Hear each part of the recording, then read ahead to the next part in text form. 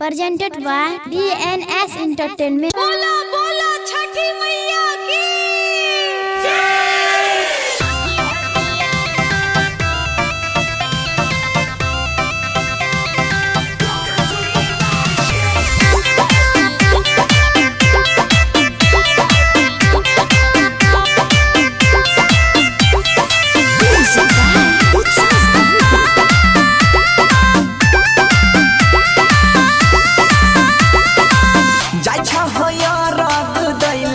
साली कड़ी के मेकअप लगा के उठलाली बड़ा स्मार्ट लगे छे जाई छा हो यार रात दैले हे साली कड़ी के मेकअप लगा के उठलाली घर ना मारा हो तलवा जीजा संग में तोरा हम हु चलवा जीजा तलवा जीजा ए हो डलवा जीजा छठी घाट लेके चला डलवा जीजा ए हो डलवा जीजा छठी घाट लेके चला डलवा जीजा तोरा साली जी कहते के हम नहीं जे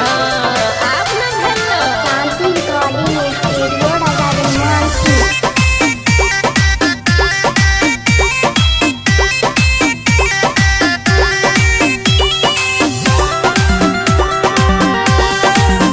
जल्दी पीन हाथ धोती पियरिया जीजा छठी घाट पर दियरिया जीजा घर में से लेके हाली हाली पहनो ने लेट हो छा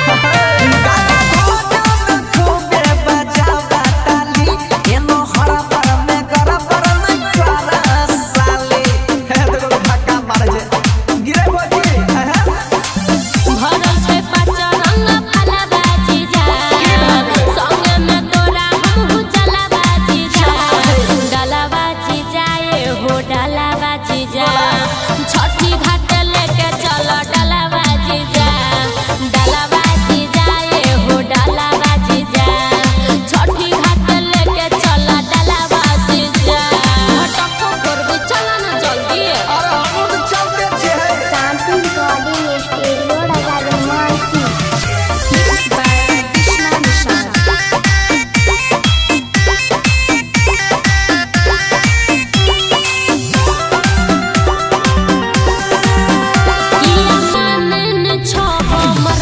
जीजा जी श्रद्धा से करबै चल पूजा पाठ जीजा जी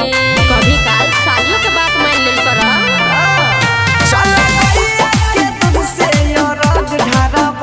छठी मैया के पूजा दोनों साथ करब